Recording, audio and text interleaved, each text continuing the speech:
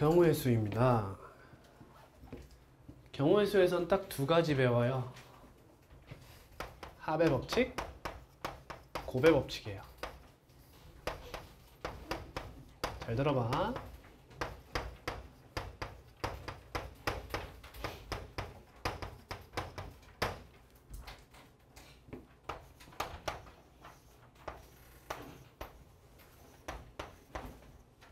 자, A 지점, B 지점, C 지점이 있어서 A 지점은 B 지점과 3개로 연결되어 있고 B는 C와 2개로 연결되어 있어요. A에서 B로 가는 경우의 수가 몇입니까?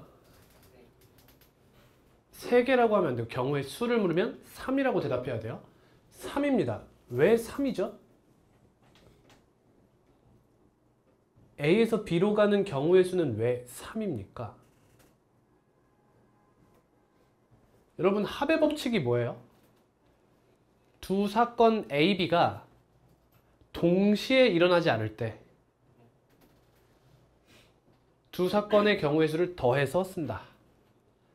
곱의 법칙은 두 사건 A, B가 동시에 일어날 때 혹은 연달아서 일어날 때 두 사건의 경우의 수를 곱하여 쓴다. 이게 합의 법칙, 곱의 법칙이야. 다시 한번 물어볼게. 얘들아, 경우의 수나 순열과 조합, 확률과 통계는 매우 중요하죠. 왜? 확률과 통계가 수능 과목이기 때문이야. 처음부터 잘 배워놔야 돼. 알겠지? 근데 경우의 수랑 순열과 조합에서 많이 하는 실수가 바로 이거야. 가장 많이 하는 실수가 개념을 배울 때 느낌으로 받아들여. 아, 대충 뭐 동시에 없으면 뭐 더하고 동시에 할 수 있으면 뭐 곱하는구나. 이렇게 생각해. 그래 놓고 문제를 풀 때 어떻게 풀어? 피지컬로 밀어버려. 뭔 말인지 알아? 개념을 대충 느낌으로 받아들이고 문제 풀 때 피지컬로 푼다니까? 그래 놓고 곱의 법칙인데 합의 법칙을 쓰고 합의 법칙인데 곱의 법칙을 써. 그리고 틀렸어. 그리고 문제 다시 풀면 고치겠지? 당신은 개시파수인 거예요. 여러분, 경우의 수와 확률과 순열과 조합, 즉 확률과 통계는요, 가장 중요한 게 뭐냐면 틀리지 않는 거야. 틀리지 않는 거라고. 그 문제를 푸는 방법을 몰라서 별표를 칠지언정 빗금이 그이면 안 돼요. 순열과 조합은. 경우의 수는. 뭔 말인지 알아? 왜냐면 확률과 통계 문제는 웬만하면 답이 나와요. 이해됨? 2차 방정식이나 2차 함수나 이런 것들은 답이 안 나와서 별표를 쳐요. 근데 순열과 조합 문제는 내가 생각했을 때 나오는 답이 항상 있다고. 근데 그게 답이 아니면 빗금치고 틀리면 고쳐? 절대 안 돼. 틀리는 문제가 없어야 돼. 계산 실수 5 더하기 7을 갑자기 10이라고 했어. 차라리 이게 나아. 정확하게 계산을 했는데 방법이 틀려서 틀렸다? 이게 가장 심각해요. 가장 심각해. 2차 방정식, 2차 함수, 여러 가지 방정식, 계산 실수가 가장 심각해. 근데 확률과 통계는 계산 실수가 훨씬 나은 거야. 알겠니? 틀리지 않고 푸는 게 중요해. 그게 최우선 과제야. 틀리지 않는다. 그러기 위해선 잘 들어요. 이제 우리 뒤에서 쭉쭉 배울 건데 합의 법칙과 곱의 법칙을 배웠죠. 그 다음 단원이 순열과 조합이에요. 순열과 조합은 뭐냐면 곱의 법칙을 하다 보니까 여러분 기억나나요? 첫 번째 단원 다항식의 연산이에요. 곱셈에서 뭐 배워요? 전개를 배우죠. 근데 전개를 맨날 하다 보니까 비슷한 유형이 계속 나오잖아. 그래서 그걸 뭐 했어? 공식화해서 곱셈 공식을 만들었지. 곱셈 공식도 전개의 과정이지만 너무나 티피컬, 전형적이라 외운 거지. 얘도 마찬가지야. 곱의 법칙을 하다 보니까 전형적인 것들이 있더라. 그래서 순열이라는 것과 조합이라는 그런 공식을 만든 거야. 이해되니? 얘들아, 너네 만약에 곱셈 공식이 통하는데 너네가 만약 못 봤어. 그럼 어떻게 풀어? 전개를 해봐야 되는 거잖아. 이해돼?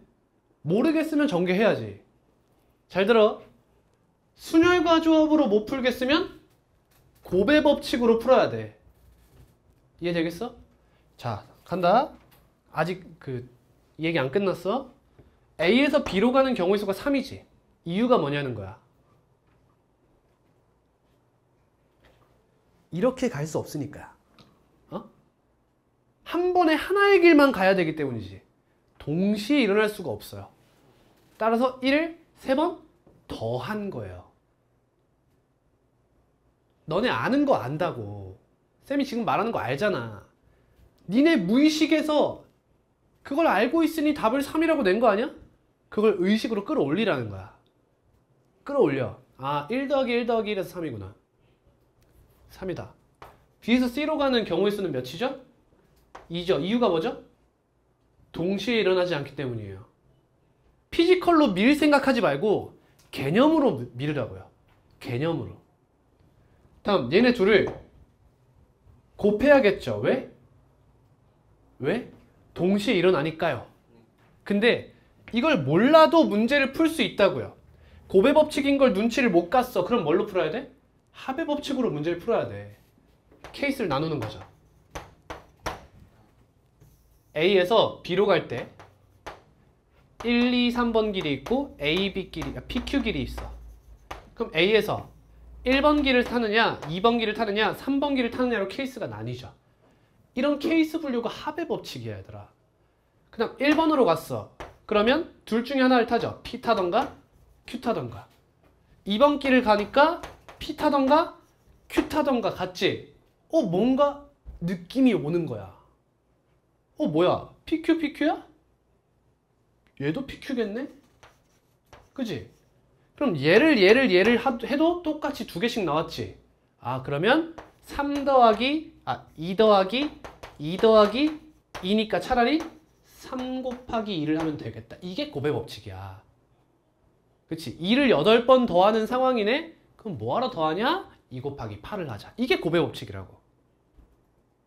이해되겠어요? 자, 그래서 우리 순혈과 조합을 쭉 배워갈 거야. 처음에 합의 법칙을 배우는 거야. 쌤, 얘네를 하나로 쓰지 않는 이유가 있는 거야. 합곱이 아니라 합곱이야. 수직관계야. 합의 법칙이 베이스야. 거기서 여러 번 더하는 걸 굳이 더하지 말고 곱해라가 곱의 법칙이야. 근데 곱의 법칙 중에서도 티피컬한 경우가 있더라. 순혈과 조합. 여러분 나중에 확률과 통계 과목에 가면 근데 그 중에서도 좀 특이한 게 있어. 중복을 허용하게 돼. 그럼 이제 그때 배우는 게 중복순혈, 중복조합이 되는 거야. 그러면 순혈과 조합 중에서도 전형적인 것들이 있겠지. 그런 걸 보고 이제 뭐 분할이라고 한다던가 여러 가지 유형을 배우게 되는 거예요. 이해가 되겠어요? 자, 그래서 경우의 수와 순혈과 조합 문제는 이렇게 푸는 거야. 첫 번째, 유형을 외워야 돼. 유형을 외워야 돼요. 무조건 유형을 외워요. 내가 경우의 수라는 생각을 했어. 이 문제가 경우의 수 문제야. 기말고사 들어가면 여러 가지 방정식 문제가 있을 거고 부등식 문제가 있을 거고 순혈과 조합 문제가 있을 거고 행렬 문제가 있을 거잖아. 그러면 순혈과 조합 문제는 딱 눈에 보인단 말이야. 그렇잖아. 정확해져 있잖아. 탁탁탁 정해져 있단 말이야. 그러면 순혈과 조합 문제야 라고 하면 탁 내가 유형이 뭐인지 나와야 돼. 유형이 뭐 있는지 빡 써야 된단 말이야. 머릿속에 있어야 돼. 그 중에서 이 문제가 어떤 유형인지 탁 집어서 푸는 거야. 오케이? 오케이? 근데 이게 만약에 안 되잖아? 합의 법칙, 곱의 법칙, 순혈과 조합, 유형.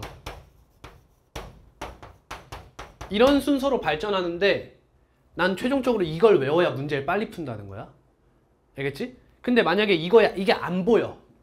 그럴 수 있잖아.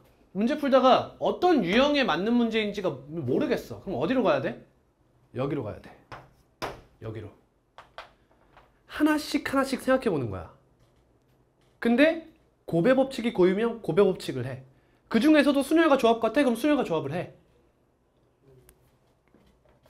의식의 흐름 첫 번째, 실제 시험에선 여기로 왔다가 안 보여? 이게 두 번째. 이렇게 의식이 흘러야 돼. 알겠니?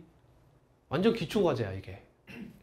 아, 유형을 외워서 그 유형에 맞게 푸는 것이 첫 번째다. 근데 유형이 안 보인다? 합의 법칙부터 천천히 생각한다. 왜? 틀리지 않기 위해. 여기로 갔다가 안 보인다고 여기로 가면 어떻게 돼? 여기서 어긋나면 네 문제를 틀리는 거야. 왜? 얘는 공식이기 때문이야. 공식이기 때문에. 여기서부터 가면 내가 그 공식을 만들어가는 거야. 틀릴 리가 없어요. 훨씬 더 실수할 확률이 줄어든다. 알겠니? 오케이. 자, 그러면 문제들, 시험 문제가 이렇게 있어. 쉬운 문제는 다 풀겠지. 어려운 문제를 만났어. 그럼 어떤 유형인지를 확인하는 과정을 보고 선생님은 뭐라고 하냐면 인격소멸이라고 불러요. 인격소멸. 무슨 뜻이냐? 이런 얘기야. 잘 봐. 여러분 여기서 이제 색칠하는 문제가 나오지. 예를 들어 이렇게 해놓고 색을 4개 줘. 해놓고 맨날 나오는 표현 뭐야? 인접하는 영역은 색상을 달리 칠한다. 이런 얘기 나오지. 칠하는 경우의 수가 몇 개냐라고 물어요. 그럼 맨 처음에 해야 되는 행위가 뭐야? 인격소멸이야. 이 친구를 내가 아는 형태로 바꾸는 거야. 그 다음 얘랑만 맞닿아 있지. 홍났네. 이렇게 바꾸는 거야. 또는 지도가 막 이렇게 있잖아. 이렇게 있어. 그럼 처음으로 해야 하는 행위가 뭐야? 이렇게 바꾸는 것부터 하는 거야. 이게 인격소멸이야. 또는 자, 영화를 볼 거예요. 코미디 영화가 3편 있고요.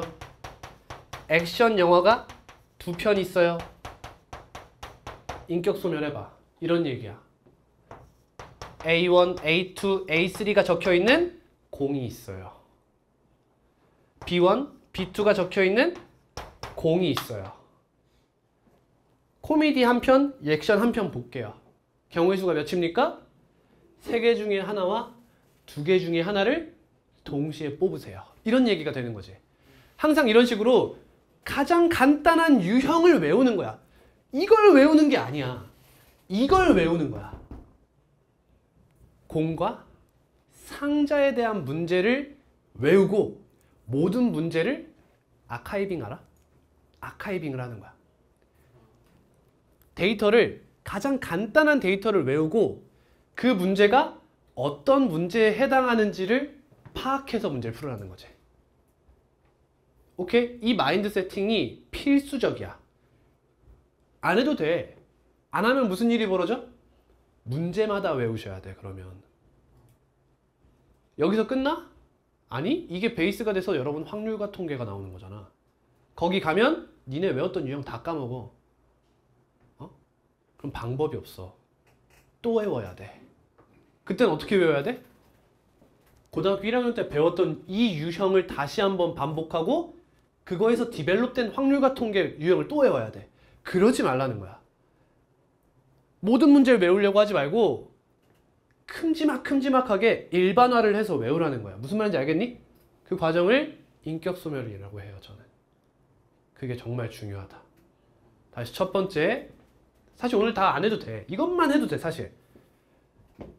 합의 법칙이 있고 곱의 법칙이 있고 순열과 조합, 확통 가면 중복, 순열, 중복 조합 배우고요. 이렇게 한 뭉뚱그리가 유형화가 쫙 돼 있어. 그러면 우리는 유형을 외운다. 개념은 당연히 알아야죠. 그렇죠? 유형까지 외운다. 그래서 문제를 만났을 때 인격 소멸시켜서 내가 아는 유형으로 만들어. 그래서 문제를 해결해.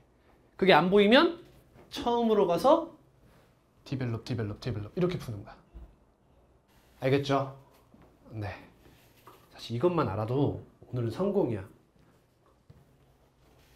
나 백지 테스트에 이 내용을 썼으면 좋겠어요.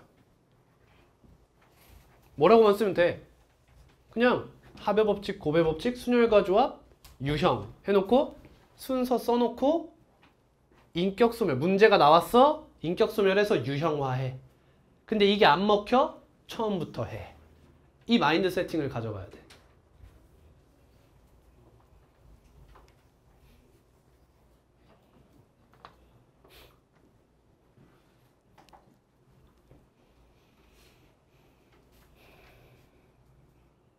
그러면 여러분들 이제 이런 학습이 돼 있으면 가장 어렵게 받아들여지는 문제가 도대체 뭘까? 여러분들이 기말고사에서 만나는 가장 어려운 문제가 뭘 거냐면 여기서 디벨롭 되지 않는 문제예요. 문제 자체가 하나씩 하나씩 세야 하는 문제가 가장 어려운 문제인 거야. 그걸 우린 뭐라 부르냐? 세 글자로 수형도 문제라고 해요. 수형도 배웠죠? 가지치기. 하나씩 하나씩 다 하는 거 있죠? 이 문제가 가장 어려운 거야. 이해하겠니? 대부분은 공식화해서 문제 풀면 되는데 이게 안 통하는 때가 있다는 거야.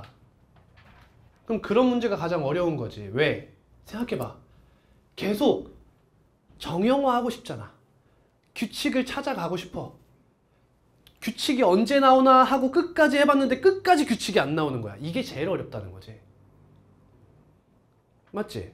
그럼 우리는 기본을 다 공부하고 유형화를 마치면 다음 해야 할 방향이 뭐예요? 규칙이 없는 문제를 푸는 방법을 배우면 돼요. 그치? 아니 선생님, 규칙이 없는데 뭔 푸는 방법을 배웁니까? 자, 들어봐. 너희들에게 주어지는 웬만한 문제들은 규칙이 있어요. 그냥 99%가 규칙이 있다고 보면 돼. 그러면 이 문제는 안 나오는 거야? 아니, 니네가 푸는 법을 알 수 없는 규칙인 거야. 규칙이 있는데 그 규칙을 니네는 알 수 없다고. 교육과정상 대학교에서 배우거나 독특한 문제거나 하단 말이야. 그러면 우린 이렇게 풀 수밖에 없지. 그치? 그럼 선생님이 여러분들에게 해줄 수 있는 건 뭘까? 내가 해줬으면 하는 게 뭐야, 여러분? 뭘 것 같아? 내가 이거 유형화 해주면 끝나는 거 아니야? 여러분들이 이렇게 풀어야 하는 문제를, 대표적인 문제를 제가 정리해주면 끝나는 거 아닙니까? 이해되십니까? 여러분 끝에 보세요. 개념 끝에. 그게 바로 모자 문제야. 모자 문제. 수영도로 학교 선생님이 수영도를 의도하고 내는 문제는 100이면 한 80 정도가 이 문제예요. 그러니까 우린 이것도 유형화 시킬 거예요. 뭔 말인지 알겠어요? 교육 과정상은 이렇게 푸는 건데, 그것도 알아야 돼. 이렇게 푸는 건데 얘도 규칙이 보통 있다. 그러니까 이거에 대한 규칙도 외우면 꽤 편하지 않겠냐 이거야.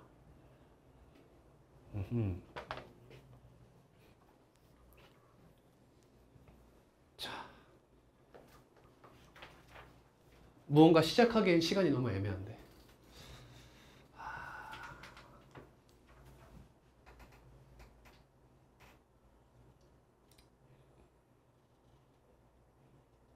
우리 부등식이 난이도 4까지였나요, 과제가?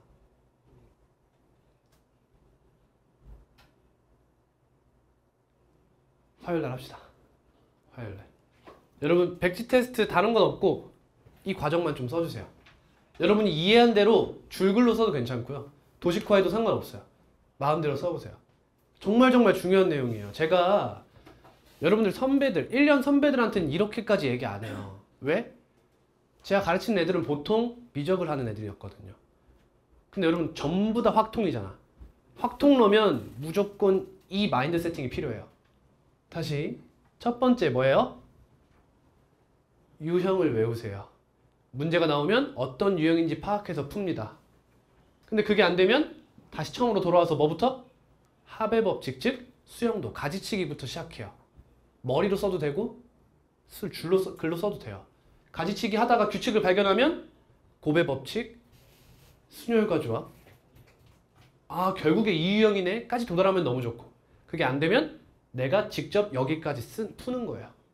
이 마인드 세팅이 정말 중요합니다. 알겠나요? 꼭 가져가야 돼요, 꼭. 자, 종류까지 써둘까요? 쓰는 김에. 여기에 뭐가 있냐면요. 첫 번째, 계승이 있어요. 계승 뭔지 아는 사람? 몰라? 영어로 말하면 다 안다. 팩토리얼이죠. 아나요? 팩토리얼. 다음 두 번째, 순열이에요. permutation. 3번 조합이에요. combination. 4번. 자, 여기까지가 사실상 교육과정이죠. 근데 우리 유형으로 배울 게 하나 있어요. 분할 분배예요. partition, distribution. 다음. 여기가 이제 확통이에요. 써두자 한 번만. 어차피 다 확통할 거잖아. 갑니다. 원순열이에요.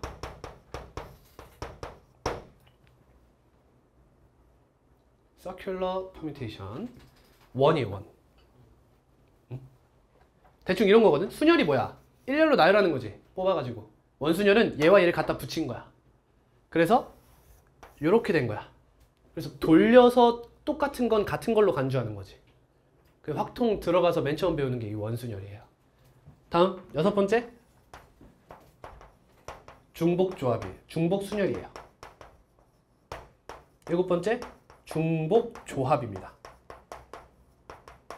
이렇게 이걸 뭐 permutation with repetition 이렇게 해요. 중복을 포함한 순열이다. 다음 8번째 마지막이에요. 같은 것이 있는 순열이에요. 여기까지만 써둡시다. 이게 순열과 조합, 경우의 수 문제를 다루는 개념들이에요. 여기서부터 기초부터 이렇게 쭉 가는 거예요. 점점 디벨롭 되는 형태입니다. 그러면 이 친구들을 이용하는 유형을 외워주시면 되는 거예요. 그럼 수능이 끝이에요.